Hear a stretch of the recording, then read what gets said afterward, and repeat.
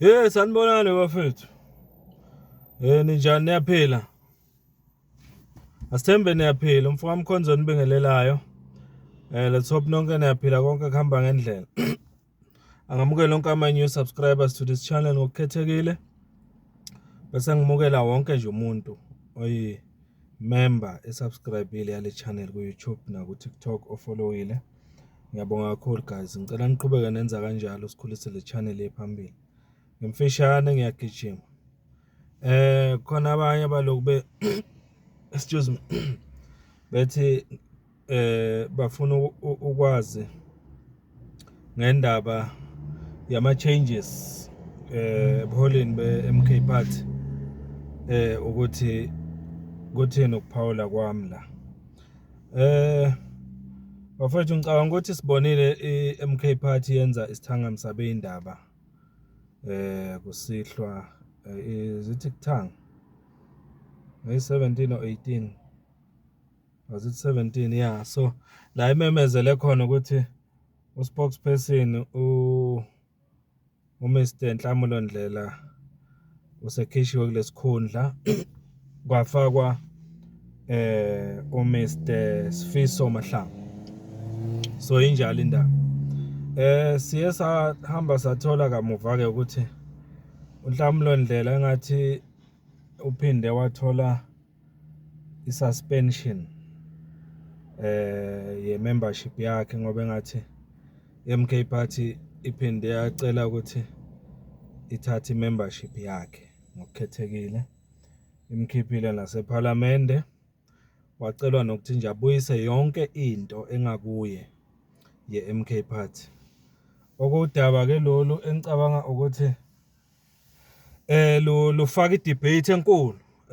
Ngibonile ukuthi abaningi bajabulile bashaya izandla ngokukhishwa kuka comrade uNhlamulo Ndlela ku-MK Party, bashaya izandla bayancoma benza yonke into, kodwa ke bakhona nabakhalayo ngokuhamba kwakhe njengoba siye sambona nje ucomrade uDuduzile Zuma ukuthi hayi engathi isinquma simphathanga kahle lesi sokukhishwa kaNhlamulo Ndlela ku-MK Party. Indaba nje ezikhona lezi bafethu, into eyenzekile ngempela. Kodwa ke ngithe mangilalela u-second deputy president we-MK Party ubaba uTony Yengeni ngamuzwa ethi lolo udaba olusaseyithebeni, udaba olusaxoxwa. Uye waveza ukuthi uPresident Zuma u-abroad noma akekho la eSouth Africa njengamanje. So kunama issues athile asazo discusswa ngalo daba lolu ngoba luthinta institute le ebethulwa i-MK Party recently ebonakale engazuthi beyethulwa ngendlela engavumelani ne-constitution ye-MK Party nama rules e-MK Party ngoba beyibonakala engazuthi le institute seyizoba ngaphezulu manje kobuholo obukhona be-MK Party. Okuyinto ke le ekuvelile kamuva ukuthi into ubuholi be-MK Party obebungayazi nabo nje bumangele sebuzwa uNhlamulo Ndlela lapha nale institute benza i-briefing bechaza izinto ezingadiscusswanga nobuholi be-MK Party kwafika esivumelwaneni. So ke lokho kwabonakala nge-breach noma ukuphula umthetho we-MK Party nokuthi bafake iparty ku-disrepute, kumosha isithunzi se-organization. Sizozwa ke njoba esechazile u-second deputy president uTony Yengeni ukuthi lo daba makubuya uPresident Zuma luhamba luze lifika aphi ngoba mangithatha ukubheka ngazuthi luzohamba ibanganyana yona indaba kaNhlamulo Ndlela. Ngicabanga ukuthi izothi kuyinyakazisa kancane MK Party ngoba masibheka ube spokesperson se-MK Party isungulwa kuze kube namhlanje. So angeke size siwabukele phansi amagalelo akhe, wenze omkhulu umsebenzi kwi-organization njengoba ila ikhona njengamanje, udlale a big very big role ukuthi bela ikhona manje. So angicabanga ukuthi ubuholi be-MK Party udaba kaNhlamulo Ndlela luzoyithatha kalula nje i-leadership lodaba ngicanti izothi ukulibhekisisa mhlawumbe iphinde yenze ama-member e-MK Party abuyelwe i-confidence kwi-party and all that, because kufanele ukuthi even after senziwe le statement sokuthi usekhishiwe, I strongly believe ukuthi kumele ukuthi iphinde yenze esinye i-statement i-MK Party sokuthi ichaza ama-details ukuthi kahle kahle yini ngempela elidele ukuthi ubaba uNhlamulo Ndlela azakhishwe esikhundleni sokuba u-spokesperson. So ke so besilo siyibheka nje bafethu, ngicela ukuthi nibekezele. Mina ngimuntu obekezelayo njengamanje nje, angeke ngithi ukulokukhishwa kukaNhlamulo Ndlela mhlawumbe ngilibeke ngembaba ngithi ku wrong noma ku right. Into nje engizoyisho, ake samukele lokho kushiwo ubuholi be-MK Party. Mangabe ubuholi buthi usekhishiwe as a spokesperson, let's accept that, simple. Mangabe futhi i-MK Party ithi i-membership isithathiwe kuye, let's accept that. But futhi ke silindele ukuthi mhlawumbe makuba namanye ama-developments njengoba amalanga aqhubeka, sizothola mhlawumbe ama-reasons agcwele ukuthi yini ngempela ayenzile uNhlamulo Ndlela, ngoba engazi ukuthi kuningi oku-involved la okufanele sikwazi.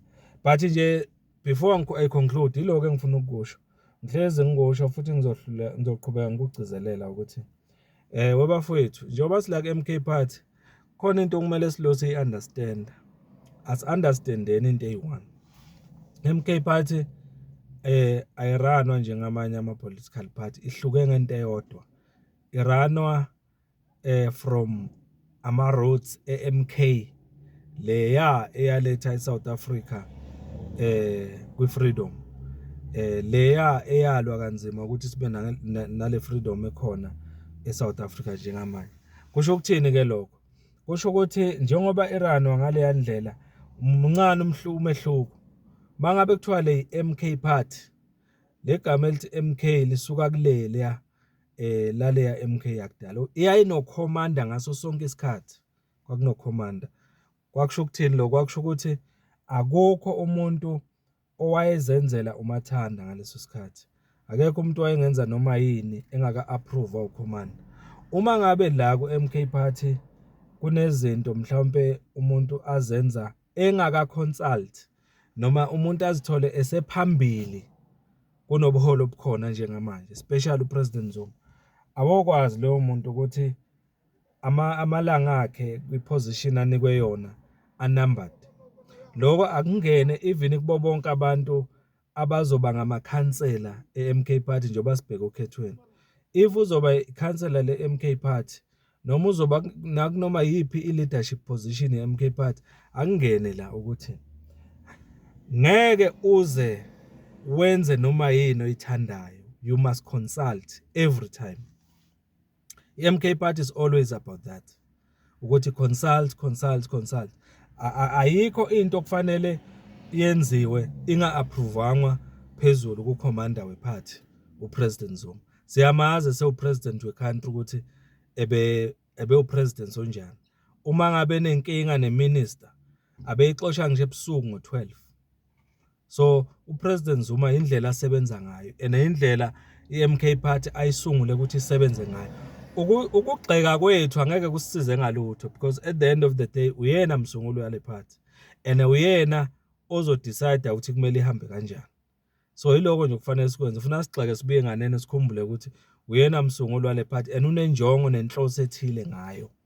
Uyayibona? So nje mina engingakusho yiloko, ungenze into uze ufinalize ufike ekugcineni impela uconclude uPresident Zuma nobuholi be-MK Party bungazi ngaleyo nto, ngoba uzoba neproblem. Uyayibona leyo nto? Njengamanje ngizoyibamba la, but engingakusho nje ukuthi soqhubeka silibheka lolu daba njengoba kuhamba amalanga. Mhlambe before ngiphethe bengingakaze ngiyenze ivideo ngokushiya kuka honorable member wethu uPenny oseshile eParliament washiya ne-MK Party. Namhlanje he was unveiled as a new member yeMayibuye Africa. Upenipeni usekuMayibuye Africa. Namhlanje abemenyezelwa njengemember yale party njengoba beyine briefing eMayibuye. Kuningi nje okwenzakalayo ku-MK Party kodwa akungasithena amandla mhlawumbe kusenze sibuke organization iyasebenza iyaphambili organization iyakhiwa iyaphambili. Futhi ke yiloko okudingekayo ngasonke isikhathi ukuthi i-leadership kumele ukuthi ithathe ama-decisions makufanele. So sizolixoxa lo daba lukaNhlamulo Ndlela ngoba engathi lisazoqhubeka ngoba mangilalela kahle ngathi kusazoba nama-discussions athile ngalo ukuya phambili, especially makubuya upresident overseas. Ake silinde ke sibone ukuthi lizohamba kanjani. Mfoka Mkhonza lo, asibonge bafethu sihlangane kumavidiyo alandelayo. Thank you so much Niphile, ngiyabonga.